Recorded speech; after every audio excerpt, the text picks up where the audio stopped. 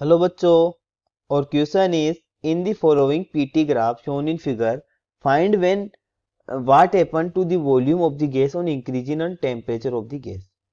ठीक है, यानी कि देखिए इस ग्राफ की अगर बात करें तो पी और टी के बीच में एक रिलेशन गिवन है। ठीक है, वन से अगर टू की अगर हम बात करें, ठीक है, तो यहाँ पर देखिए अगर मैं यहाँ पे प्रेशर को इंक्रीज कर रहा हूँ, ठीक है, अगर मैं जैसे आगे जाता हूँ टेम्परेचर भी हमारा इंक्रीज हो रहा है, यानी कि P प्रोपोर्शनल टू T।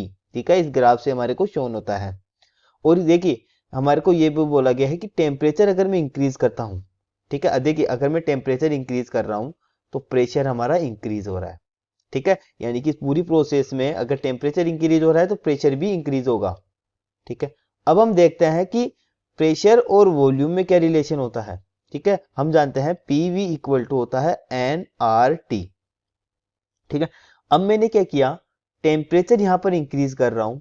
ठीक है, तो मेरा क्या हो रहा है, यहां पर अगर देखिए टेम्परेचर अगर इंक्रीज कर रहा हूं तो प्रेशर जो है मेरा वो इंक्रीज हो रहा है। ठीक है, ठीक है, और अगर अगर हम बात करें यहाँ से, ठीक है, तो यहाँ से अगर हम बात करें पी की तो पी इक्वल टू हो जाएगा हमारा N R T upon we.